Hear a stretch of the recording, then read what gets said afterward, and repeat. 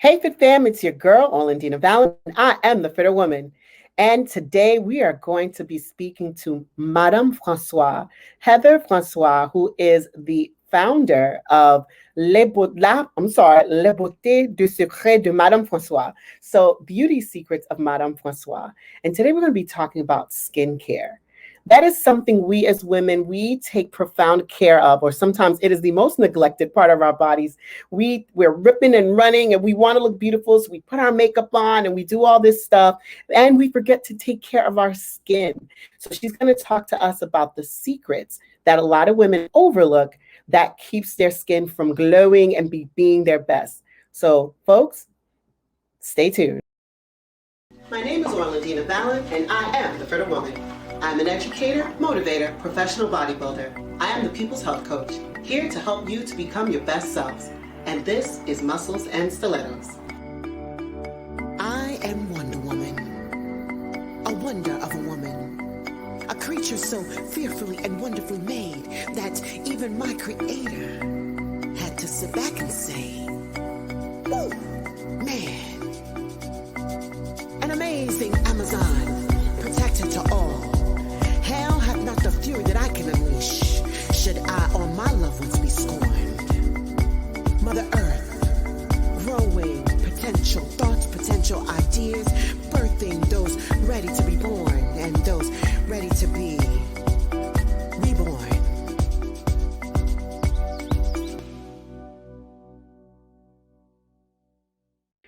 And folks, I'd like to welcome Madame Francois, Heather Francois. Hello. Welcome, Heather. Thank you. Thank you for joining us. I'm so happy and so excited to have you here. I was just so excited to be talking to you about skincare. I'm like, it's one of the most neglected, at least part of my routine. I'm like, but yeah, black soap, water, moisturizer. That's about it. But when I started to talk to you, I was like, oh, I'm missing a lot. A lot of us. So I know I'm totally excited to hear about what you're going to share with us, and I know a lot of women are too. So tell us about who you are. Who is Heather Francois? Besides being a mom, besides being a wife and a successful entrepreneur, who is Heather Francois? Well, thank you. That's such a wonderful introduction and description. Thank you so much. At my core, I think I am a woman who enjoys nurturing. And I think that's kind of what birthed my desire to have a skincare line. I am a nurturer by nature. I'm someone who is genuinely kind, loving. I like to pour into others, so to speak. And so that's part of also what goes back to self-care, because I'm always mindful of caring for myself so much first, because I do like to give of myself to so many other people. So I think just by nature, I'm someone who's nurturing, giving, loving, still very determined, gritty, and I guess fierce in a lot of different ways. That is beautiful. That is gorgeous. I love it. And I think that the fact that you went into this in terms of skincare, it shows how much you care. And skincare, when you're taking care of it, it takes the time to be nurturing and to be gentle. So I think it's like totally in line with your personality. Yes, thank you. So I know that you weren't always, this Heather Francois wasn't always into the skincare line. I should say that. I'm not going to say you weren't always into skincare. You were. Right. But who were you before you birthed Madame Francois?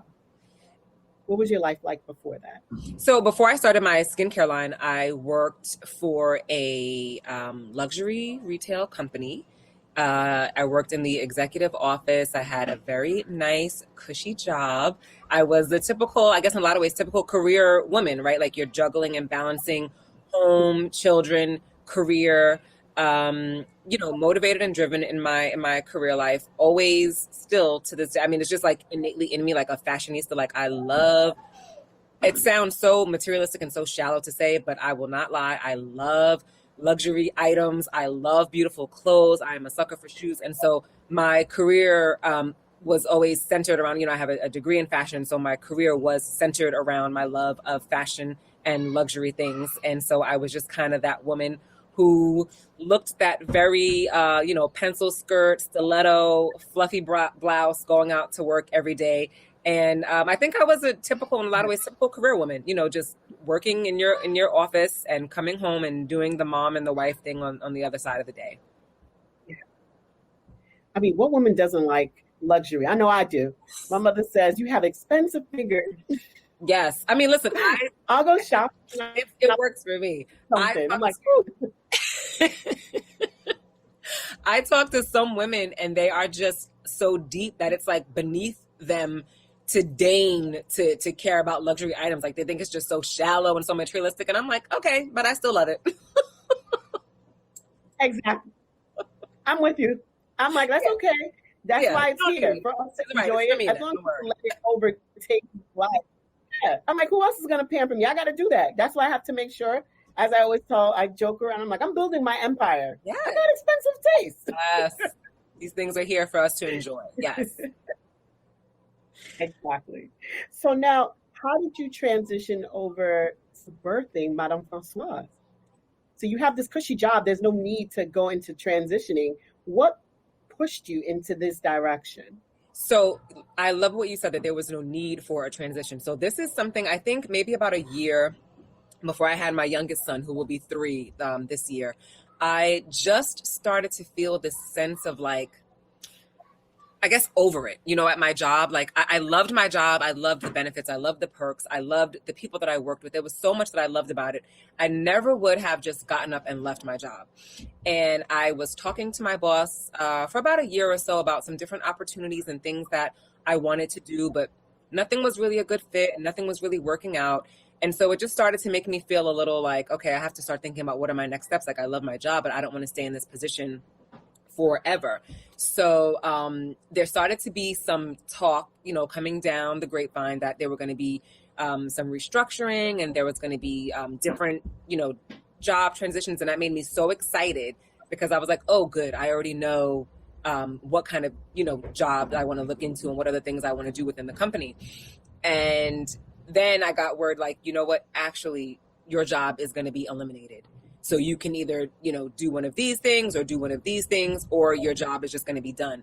And so I thought about it and I came home and I talked to my husband and I was like, I think I'm going to be okay with the layoff. Like, I don't think I want to choose what's behind door A or B. I think I'll be okay with the layoff. And, we discussed it at length and he wanted me to be home from, the day after our little one was born. He's like, you don't need to go back to work, just stay home. But I was able to work out a nice schedule where I went back 4 days a week and, it just worked. So anyway, long story short, I knew that I had the option to be laid off. I knew I was going to get laid off. I took that gladly. And the day that I left, my last day at work, I actually called my husband and called my mom on the way home. And I was like, this is going to be the start of something so beautiful. Like, I'm not sure yet exactly what I'm going to do, but this is like amazing. Like I wasn't upset. I cried a little bit on my way out because I missed the people. I knew it was like the close of a chapter, but it was like not a sadness. I was like excited about what I'm going to do next. And I had been thinking for a few years, I had been in contact with some chemists and some laboratories and really trying to hone in on, what I wanted to do for skincare. I vacillated between skincare and makeup.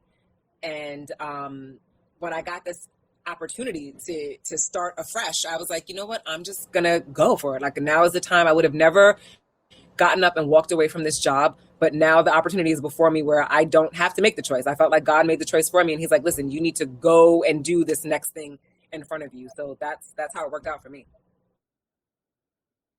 I think that's so cool. I mean, and you just said it. I'm like, sometimes God will just say, hey, listen, all the stars are aligned. Everything that you need is right there. You just need to jump, little bird. Go ahead and take that jump and take that leap. And you took it. Was it scary? Super. It was scary. Super scary. There's still times right now where it's super scary because, like, 1 week we'll have like amazing sales and I'm like, hey, I'm raking in the money. And then the next week is like, oh, I didn't make a dime. Like I've got nothing at all. So it is still, it's scary, but that's just what it is. It's you don't have stability, starting out on a new venture, but that's okay.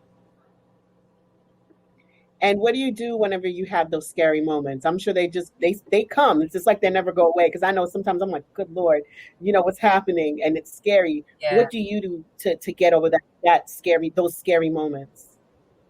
I am always centering myself in prayer. And I know that that can sound corny, especially to people who don't share the same spiritual beliefs that I have, but I am constantly centering myself in prayer. I need to have peace no matter what else is going on around me.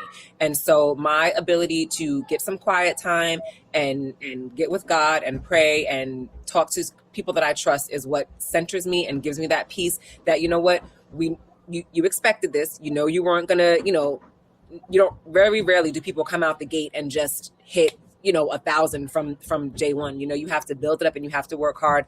And I'm not a stranger to hard work. I'm not afraid of hard work. So it's like, even though you could have all the stars aligned for you, you still have to put that work behind it in order to get it to go. And so it's a process, and I've just decided to yield to the process.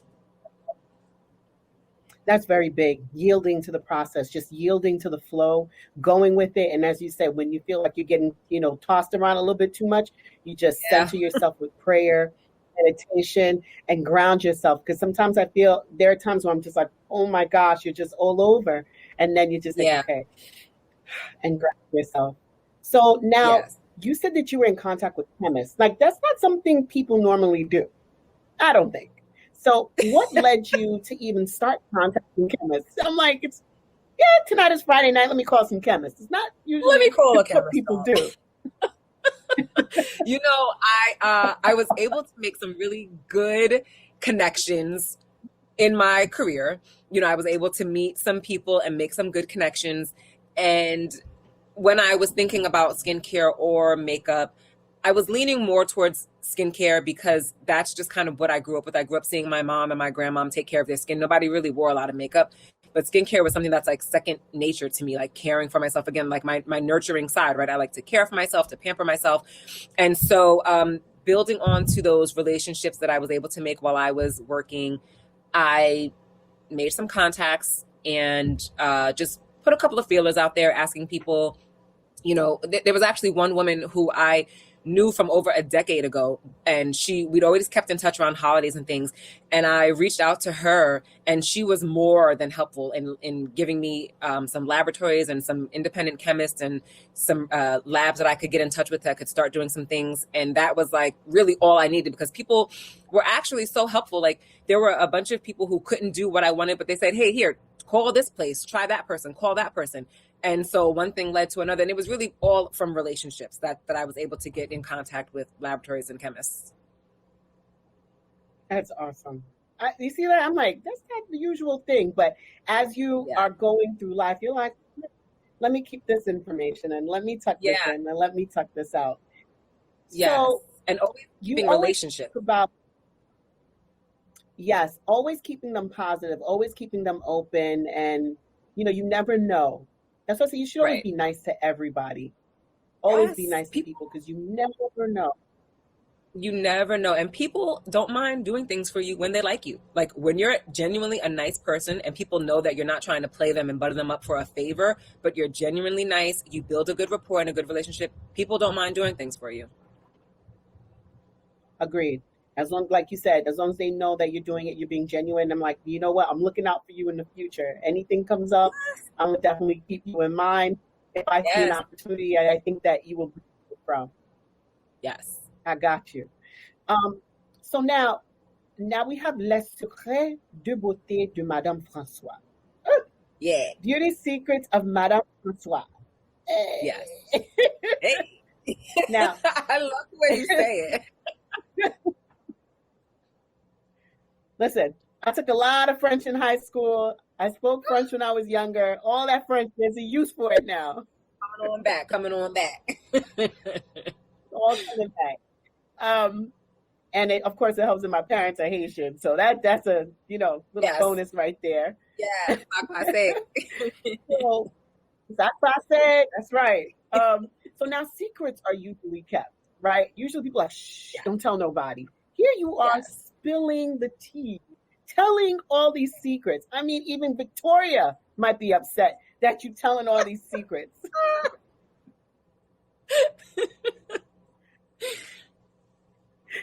So why are you sharing these secrets with us women? I mean, I'm happy, but why? What are you getting out of it?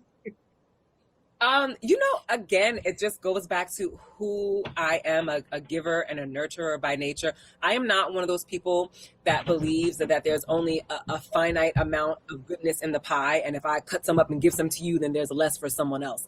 I don't believe that goodness is a pie. I believe that we can share and teach other women how to be better, how to grow and just be better in a lot of different ways. I don't think that we need to hold everything so tight. I mean, obviously there are some things which are personal and things like that.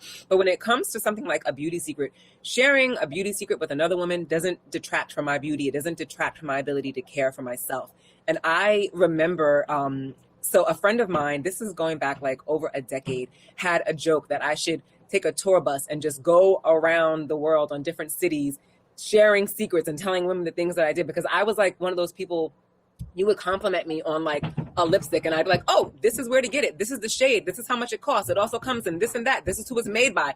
Like, I was just that person. I'm like, listen, I feel fabulous. I think I look fabulous. I want you to feel fabulous too. I want you to look fabulous too. Let me tell you how I did it. Let me tell you where to get it. Let me tell you how much it costs. Like, I just don't mind sharing and giving because I don't believe that it takes anything away from me. Like, if I can do something for someone else that's going to help them be better in any way in their life, then I want to give that to them. Even for something as simple as beauty secrets, women will compliment me and say, I like your this or your that. Or, one day a woman shook my hand and she said, oh, your skin is so soft. Well, here, let me tell you what I use. Like, here, get this. You need to have soft skin too. There's just no beauty secrets we do keep to ourselves. They're like rituals. And that's one of the things that made me fall in love with them as I was growing up with my mom and my grandmom and seeing their beauty rituals and having them passed on to me. But I realized that it's not always commonplace. Like, everyone's mom, everyone's grandmom didn't pass down those secrets and those rituals to them. So if I can be, that person in your circle or in your life that can pass on a beauty secret to you and help you feel better or look better about yourself, I'm your girl. I want to be her. I love you. I'm like, I love you. I love you. That is amazing. I love it. I'm the same way. If I know something, you compliment me, I'm like, oh, I got it here. I did it this. I got it that. You should call so-and-so. You can call. Why? Why am I keeping this to myself? If you like it and you'll like it on you or love it for you, why not? As you said, have it. Strengthen the sister. Have it. You can take it. So what are your beauty secrets? What makes your line different from others? What secret do you have that others do not? The first secret that I have that others do not is that you do not need 80 million products. You do not need to spend $80 million to get good quality skincare. The basics, the essentials are, number one, you need sleep. If you do not get your beauty rest, it doesn't matter what products you use or what you do, you are going to not look your best. If you do not drink enough water and get the right diet, you are not going to look your best. But in addition to that, your skincare regimen can be very simple.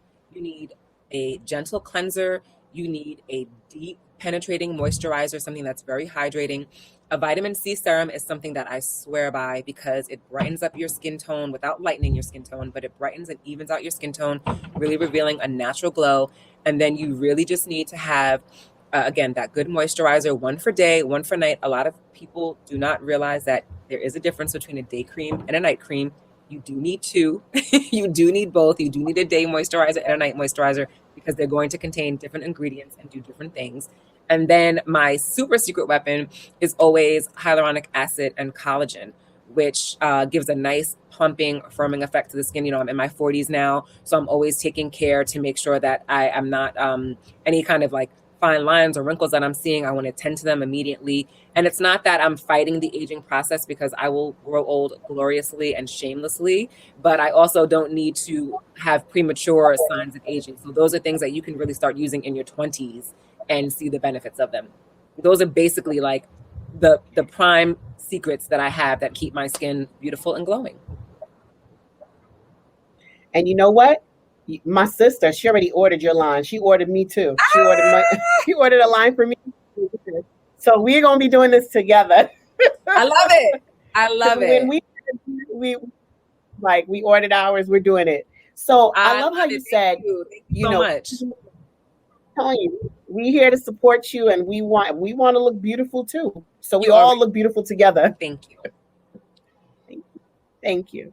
So I love you. You just said something really cool. You said even in your 20s, like starting in your 20s, in your 40s, you want to, make sure you look beautiful, the skin looks supple. But there is a skincare routine. There's a couple things you said. First of all, taking care of your skin, your 20s, your 30s, your 40s. Does your skincare routine look the same in the 20s and the 40s? Are they similar, or are there just some differences? I think that are definitely differences. In your 20s, you really need less. I think one of the key factors is using SPF. I was one of those girls who did not use SPF in my 20s because I wanted to be a full chocolate brownie every opportunity that I got. I wanted to just bake in the sun. And I didn't realize the damage. I didn't realize the damage that I was doing. But in your 20s, you need to get that SPF all the time. We tend to think when we're younger that because our skin is not wrinkling and because it's not showing fine lines that we're immune to it.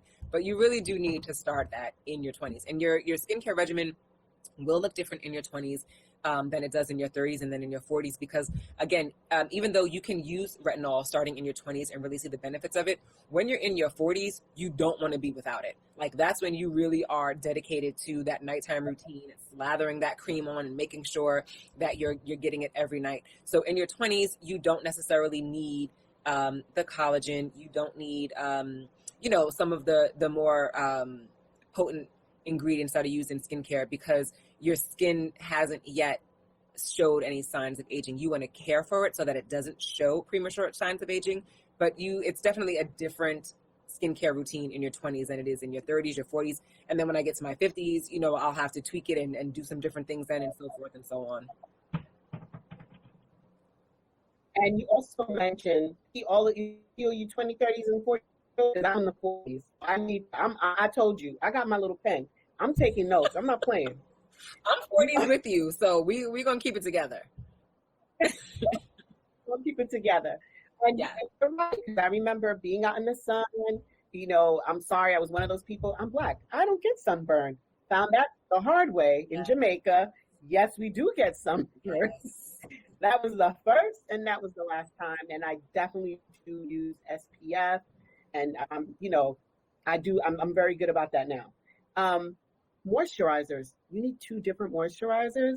In my cabinet, I have one. I put it on in the morning and I put it on at night. And now I'm hearing that's a no-no. That's a no-no. So during the day, we typically use a lighter weight moisturizer because during the day, again, you're going to put on your SPF before you go out, and then you're going to put on most of the time your makeup. So you need a lightweight moisturizer, which is what I offer with the Creme du Jour. It's a very lightweight. Actually, let me show you. It's a very lightweight, Yes. almost a gel consistency. And this is with aloe, so it heals and nourishes your skin. It's also made with ceramides, so it's going to help your moisture barrier. And it has zinc and magnesium minerals. It also has caffeine. Caffeine is one of the things I love for skincare because it gives you a nice, especially under eye, if you use it with always want to use your ring finger, by the way, when you're doing anything around the soft tissue, like your eyelid and your under eye. You use your ring finger, you dab it on. The caffeine is going to give you a nice firming and pumping. It really depuffs that under eye area. Like in the morning, I always wake up with like a little bit of puffiness under my eyes because I'm just always tired. But, a nice caffeine cream lightly underneath there depuffs that. And also your whole face. Like a lot of times when women wake up, their face is just a little swollen and bloated. It's just, from the effects of sleep and the blood rushing to our faces. So you use a little caffeine. It just helps your face. People like to do caffeine scrubs, which you can get benefits of at home, just using your coffee grinds and rub them on your skin. again, a beauty secret. But those are the kind of things that you can do. And the cream that I offer has all of that. So it's lightweight. You can put this on. You can then put on your SPF. You can then put on your makeup, and your face is not going to be greasy. It's not going to feel heavy. It's not going to clog your pores. And you don't have to worry about now, having a breakout because you layered all these things on your face. You want a day cream that's really, really lightweight. And that's what I offer. But now when you're going to go to bed at night, you're going to wash off all of that, right? You're going to wash off your day cream, your makeup, your SPF. And now you need to replenish your face and hydrate again. So at that time, you need a retinol. Retinol is not something that you want to wear during the day because it makes your skin a little sensitive to the sun. So if you're using it, even if you say, I'm putting an SPF on, you're negating the point of using the retinol. So a night cream is always going to be thicker. It's always going to be heavier. The night cream that I offer has retinol. It has mushroom extract. And it has, again, ceramides that are really going to help lock in that moisture. And so retinol is going to but it reduces the appearance of fine lines, wrinkles, crepiness. Sometimes on the necks, we get like a little crepey skin. This is that thick, rich cream that you're going to layer on from the neck all the way up, always going in an upward motion. So you're fighting against the effects of gravity. And then the ceramides in this lock that in. The mushroom extract is awesome for hyperpigmentation and also for firmness. So everything that I offer is an anti-aging.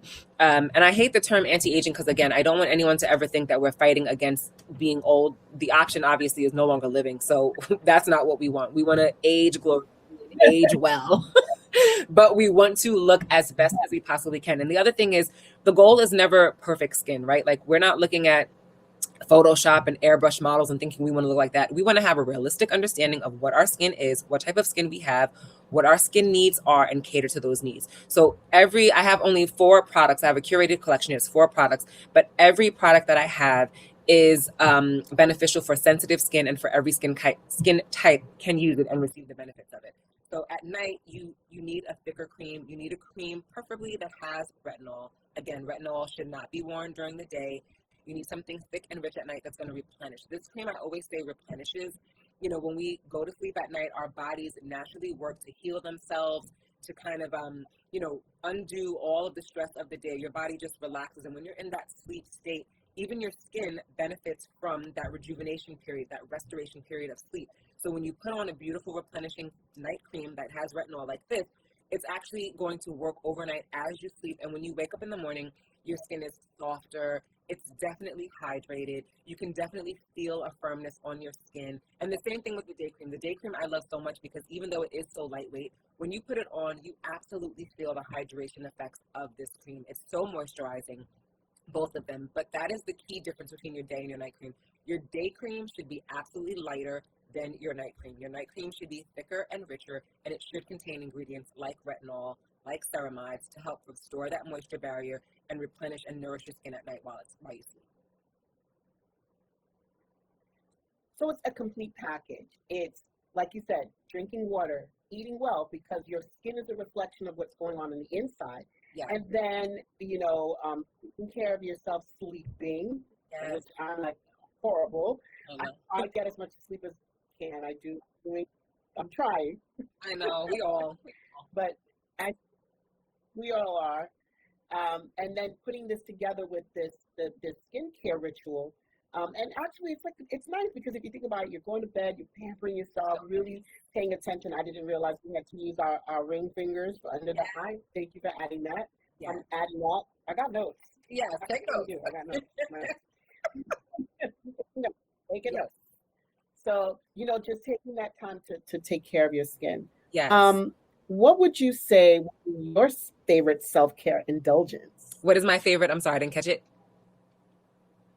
Your favorite self-care indulgence. Like for me, it's getting a manicure and pedicure. That's my favorite self-care indulgence. And then a massage. My favorite indulgence is a bubble bath.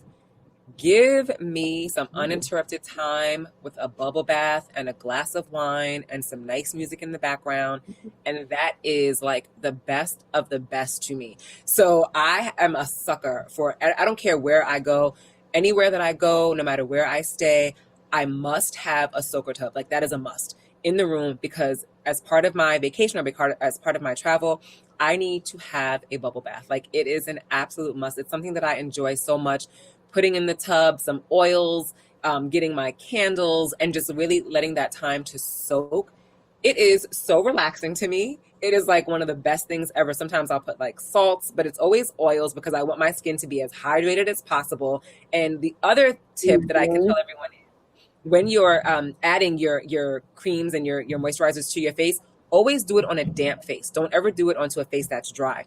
You want to lock in the moisture. So if you leave your face a little damp and then you put your moisturizer over that, you're really sealing in that moisture, and that's where you get max benefits. So if I'm taking my time and soaking in a bathtub and putting my oils in there, my skin is just soaking in and getting all that moisture and nourishment, and it is so relaxing to me. It is like heaven. That to me is the ultimate indulgence. Ultimate.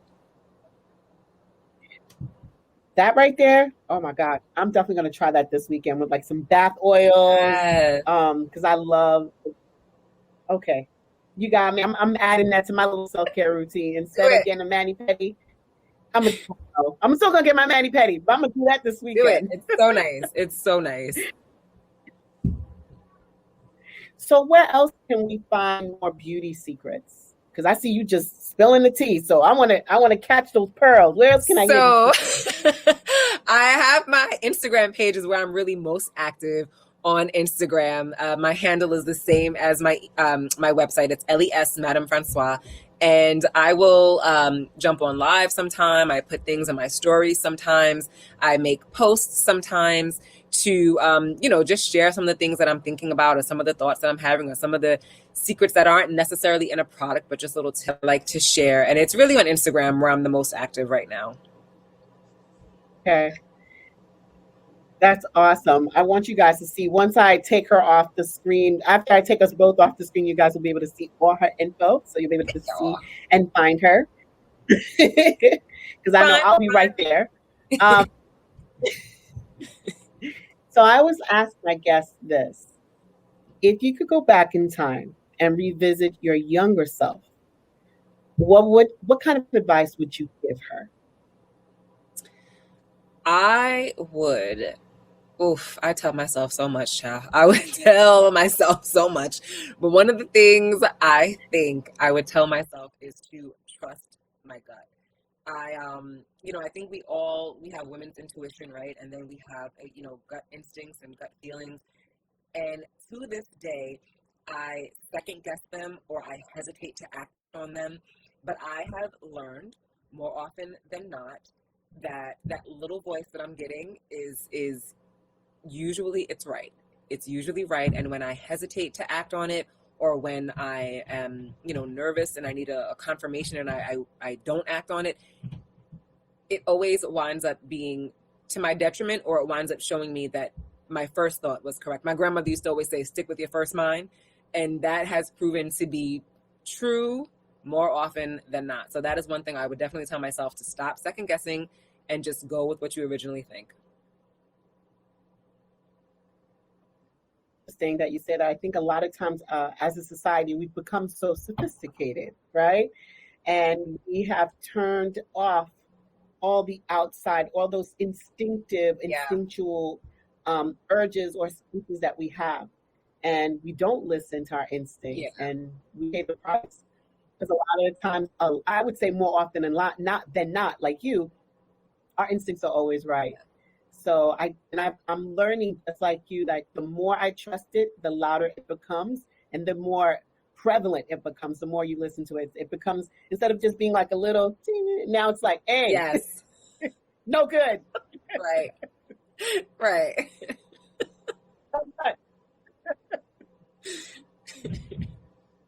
So I think that's Heather. I was like saying that, Madame Francois, thank you for sharing your secrets with us and showing us how to age gracefully, taking the battle out of it. It doesn't have to be this battle, but it can be this pleasant experience, and and taking time to pamper ourselves and be luxurious, and being okay with being luxurious.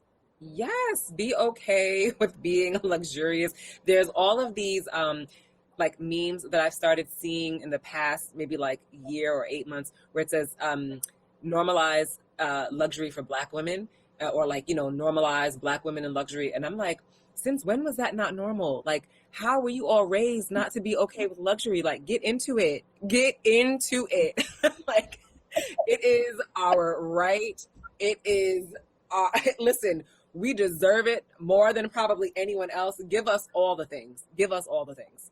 Be okay with luxury. Not only normalize it, but just go ahead and feel like almost entitled to it. You know, work for it, go after it, and don't feel like anything is ever too good for you. That is the way, listen, a lot of people, it hasn't always served me well in life, but that's the way I was raised. You know what? There is nothing too good for you. You go after what you want, and the absolute best that this world has to offer belongs to you. You work hard, you do what you're supposed to do, and you get the absolute best and have no shame and no qualms about it. So that is something that I want to encourage every woman to do, and not just with regard to luxury things, but with the way that we care for ourselves.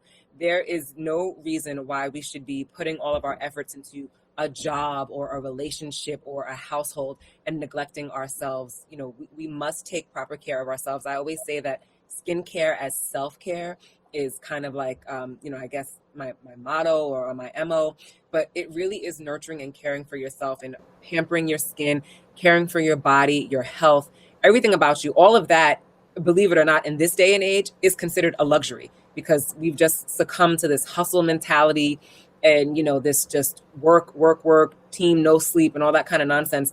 But the real luxury is being able to get a good night's rest, take good care of yourself, drink your water. We always thought the adult beverage was, alcohol, but the real adult beverage is water. Get you some water, care for yourself, and, be good to yourself in every way possible. Be good to yourself. There's nothing too good for us. We deserve it all. You know what? I don't even need to put a closing on this interview. You just closed it out. Yes, ma'am. All I'm going to say is everything she just said and then some. Yes. Walk away with that and take care of that temple. That's it. You can just drop the mic, Heather. Go ahead and drop the mic. Mic drop. She dropped the mic on that one. Mic drop. Fam, thank you so much for joining us. It was a pleasure to have Heather here with us on stage and, sharing. It's such a pleasure having you with us. And we want to have you back. Don't be a stranger. And you can tell us some more secrets. And because I know there's a lot more to be had. And definitely check her out on Instagram. I'm going to put up her information so you can find her in every platform, Facebook, Instagram. You can find her website. And fam, just take good care of yourself. That's it. And with that, fam, this is all about a journey of love of self-care, love of others, love of community, everything that deals with self-care. That's what we're celebrating this month. And so join us this Friday for our beads of love and intention, and for the rest of this month and next month as we begin our Little Bit of Love giveaway. Fam, be bigger, be fitter, be stronger, and as always, be good to you.